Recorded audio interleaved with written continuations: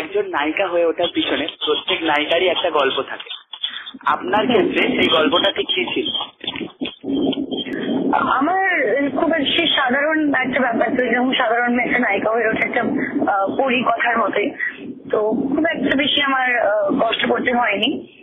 হঠাৎ করে অফারটা এলো, একটা ইন্টারভিউ দিলাম, রাজদাকে গিয়ে একটা অডিশন দিলাম, আর রাজদার মনে হলো যে আমি নায়িকা হতে পারি, আর আজকে আমি নায়িকা। সবার ভগবানের আশীর্বাদে, সবার ভালোবাসায় আমি নায়িকা। ছোটবেলা থেকে তো নিজেকে নিয়ে প্রত্যেকের একটা স্বপ্ন থাকে, টলিউডের একজন নায়িকা হব, এই স্বপ্নটাই কি ছিল নাকি অন্য কিছু?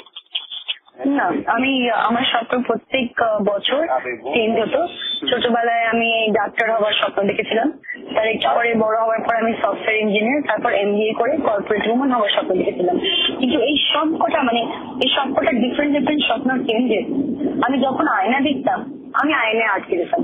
আমার ভালো লাগে নিজেকে আয়নায় দেখতে, আমার ভালো লাগে আয়নার সামনে অভিনয় করতে। পরে রিয়েলাইজ করলাম যে আমি এই ফিল্ডটার জন্যই তৈরি ছিলাম। শত্রু সিনেমার শুটিং এর সময় নিজেকে কিভাবে তৈরি করেছিলেন? প্রচুর ওয়ার্কআউট করেছি, যেটা আমি নন অ্যাক্টর বেসিক ব্যাকগ্রাউন্ড থেকে আসি, সব করেছি। খুব খুব প্রচুর প্রচুর প্রচুর পরিশ্রম করেছি। আমি মোটা গোলগাল ছিলাম, I had lost 8 KG, 8 KG lose করেছি। দুবেলা করে ওয়ার্কআউট করেছি। আমার মতো ফুডি নেই, খাওয়া দাওয়া বন্ধ করে দিয়েছে। তো এখন অনেক পরিশ্রম করার পর তারপর আমি ছুটতে শুরু করলাম। 3 জুন 2011 দিনটার গুরুত্ব আপনার জীবনে কিরকম ছিল? স্বপ্নের মতো। সবসময় আমি তো আই ওয়াজ অলওয়েজ প্রিপেয়ার্ড যে 50টা ক্যামেরা আশেপাশে, ছবিটা আমি জানতাম যে এত বেশি এফর্ট দেওয়া হয়েছে, ছবিটা কখনো ডুবে যাবে না, ছবি will be super duper hit, আমি সেটা জানতাম। প্রচুর পরিশ্রম গেছে, প্রচুর এফর্ট গেছে, আর এত এফর্ট গেলে ভগবান ছবিটাকে নষ্ট করতে পারে না, এটা আমার ভালোভাবে জানতাম। আর ছবিটা সুপার হিট হয়েছিল, and what ever I am today the. প্রিমিয়ারের দিন যখন আপনি ফ্যানদের ভিড়ে গাড়ি থেকে নামতেই পারছিলেন না, তখন সদ্য সেলিব্রিটি নুসরাত জাহানের কিরম লাগছিল? নুসরাত জাহান তার স্বপ্নের জগতে পা রেখে ফেলেছিল। সাধারণ আপনি আর নায়িকা নুসরাত জাহান, পার্থক্যটা ঠিক কোথায়? একদম নেই, আমি সাধারণ। শত্রু আপনার জীবনে প্রথম সিনেমা, এমন আপনার জীবনে ঘটনা যেটা খুব মনে আছে আপনার? সবকিছু তো স্মরণীয়, কারণ আমার প্রথম ছবি, একটা মুহূর্ত আমার জন্য স্মরণীয়। কোনো একটা পার্টিকুলারলি আমি কোনো পার্টিকুলার ইনসিডেন্টের উল্লেখ করতে পারছি না, কিন্তু ভীষণ মজা করতাম আমার সাথে। জিজ্ঞার মতো একজন অ্যাক্টর, প্রচন্ড বেশি জোভিয়াল, ভেরি কেয়ারিং, খুব ভালো গাইড করতেন, ভীষণ মজা করতাম আমার সাথে। আমার কখনো মনে হয়নি একবার যে আমি একজন আউটসাইডার, একজন নিউ কামার। নুসরাত জির কেমিস্ট্রি আগে দর্শক কোনোদিন পায়নি, সেক্ষেত্রে দেব কোয়েল জুটি বাংলাতে অনেকাংশে সফল। যেদিন শুনলেন পাগলু শত্রু একই দিনে রিলিজ হতে চলেছে, সেই খবরটা আপনাকে একটা দিনের বা একটা মুহূর্তের জন্য কতটা ভাবিয়েছিল? সত্যি কথা বলতে গেলে ভাবিয়েছিল নিশ্চয়ই, কারণ আমি জানতাম যে দেব আর কোয়েল কিরকম ফেমাস আর কতটা সাকসেসফুল। একটা মুহূর্তে আমি ভেবেছিলাম, একটু কিছুক্ষণের জন্য আমার মাথার মধ্যে সে কথাগুলো এলো, কিন্তু রাজদার আমার উপরে যত কনফিডেন্স ছিল ততটা আমারও নিজের উপরে ছিল না, আর আমি রাজদার উপরে কনফিডেন্ট ছিলাম। তো আমার সেই নিয়ে আর কোনো চাপ রইল না। যেই ভাবলাম যে না, দর্শক আমাদের ফ্রেশ জিনিস চায়, সববার কিছু ফ্রেশ দেখলে, নতুন দেখলে তাদের ভালো লাগে, ব্যাস সেটাই হলো, দ্যাট ক্রিয়েটেড ম্যাজিক। তোমার এই সাফল্য কাদেরকে ডেডিকেট করতে চাও? সাফল্য প্রথমে ডেডিকেট করবো ভগবানকে, রাজদাকে, every person who helped me in my আমার প্রডিউসার থেকে নিয়ে সবাই, আমার কোস্টার, এভরিবডি, and lastly নিজেকে, বিকজ যদি আমি I would have lost hope, তাহলে আমি কখনো পারফরমেন্স দিতে পারতাম না। ফিউচারের জন্য প্ল্যান যদি শেয়ার করা যায়? প্ল্যানস প্রচুর রয়েছে। একটা ছোট্ট করে ব্রেক নিয়েছিলাম মাঝখানে, because I needed a break, নিজেকে আরো ভালোভাবে গ্রুম করছি, সেই ব্রেকটা খুব প্রয়োজন ছিল। অনেকের কিন্তু মনে হয় এই সময় যে নুসরাতকে ছবি অফার করা হয়নি বা কোনো কারণে নুসরাতের ক্যারিয়ার ডাউন যাচ্ছে, তারাও কিন্তু ভালোভাবে জানে যে আমি প্রত্যেক দিন কটা ছবি রিজেক্ট করি। I am waiting for a good project and a dream project. আমার লঞ্চ বিশাল বড় হয়েছিল, আর খুব বড় ডিরেক্টর, খুব বড় পোস্টার, খুব বড় প্রডিউসারদের সাথে হয়েছিল। সেই ইমপ্রেশনটাকে, সেই রেপুটেশনটাকে আমি ক্ষত করতে চাই না, তাই আমি অপেক্ষা করছি। কিন্তু খুব শিগগির কথা দিচ্ছি আমার ফ্যান্সদের, আমার দর্শকদের, খুব শিগগির তারা নুসরাতকে ফিরে দেখবে। ভূতের রাজা যদি 3টে বর দিতে চান আপনাকে, তাহলে সেই 3টে কি কি হতে পারে? একদম ভাবিনি। ভূতের রাজাকে বলবো যে আজকে একটা দিনের সময় দাও, কালকে আমার একটু ফোন করো, কালকে আমি ডিসাইড করে বলে দেবো।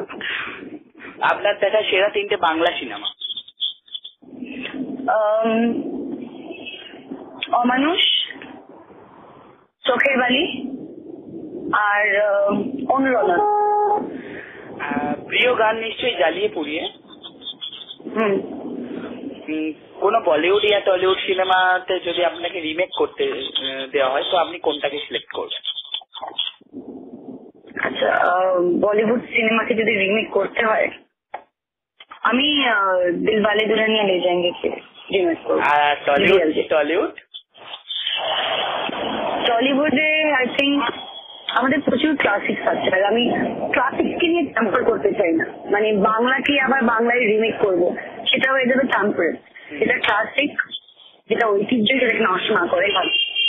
ও, একটা সিনেমার পর ফ্যান ক্লাব লঞ্চ, প্রেস ক্লাবে এত বড় অনুষ্ঠান স্পন্সর করেছে 2টো company, sponsored by we are Bengali. সে সম্পর্কে একটা কিছু, এত বড় একটা কি তোমার জন্মদিন, 8 জানুয়ারি 2020। এত বড় গিফট হতে পারে না আমার জন্য। I am really thankful to we are Bangali and my Nusrat Jahan fan club, যে আমার ওয়েবসাইট লঞ্চ করেছেন। তারা it's all their love and faith in me, তাদের বিশ্বাস, তাদের ভালোবাসা, যেটা জোরে আমি আজ পর্যন্ত টিকে আছি। আগেও যদি এরকমই ভালোবাসা আর বিশ্বাস থাকবে, যেটা আমি জানি থাকবে, বিকজ দে লাভ মি, তাহলে তো বস আমরা সবাই মিলে ফাটিয়ে দেবো। হিন্দি সিনেমার অফার পেলে কি করবেন? পেয়েছি, করিনি, বিকজ আমি এখন বাংলায় থাকতে চাই। তোমাকে আবার তোমার ফ্যানরা রূপলী পর্দায় দেখতে চায়, তাদের জন্য একটা ছোট্ট মেসেজ। তাদের বলবো যে বলে না কি পেশেন্স রাখলে যে অনেক কিছু অনেক ভালো হয়। মানে সবুরে মেয়া ফলে, হ্যাঁ, তো সবার কা ফল মিঠা হতা হ্যায়। তো I think you have to wait a little, because যদি নুসরাতের মতো করে আবার দেখতে হয়, তাহলে নুসরাতের বিশ্বাসে বিশ্বাস করতে হবে। আর যখন তারা সেটা করতে পারবে, যদি আমি জানি ওরা পারবেই, তখন তাদের কোনো মানে দুঃখ হবে না একটু অপেক্ষা করতে। কারণ তারা, আমি এটা তো কথা দিচ্ছি, তারা খুব শিগগির আমার স্ক্রিন দেখবে, আর একটা অন্যরকম রূপে দেখবে। Favourite dish? বিরিয়ানি আর মায়ের হাতে রান্না করা এনিথিং। TV show? টিভি খুব একটা বেশি দেখতে পছন্দ করি। ফেভারিট হিরো বলিউড या টলিউড যে কোনো একটা? বলিউড সলমান, টলিউড উত্তম কুমার। আচ্ছা, উত্তম কুমার না সুচিত্রা, যদি অপশন দেওয়া হয় কোনটাকে চুজ করব? দুটোকে আমার চাই, বিকজ দুটোটা হিট, আমার ফেভারিট।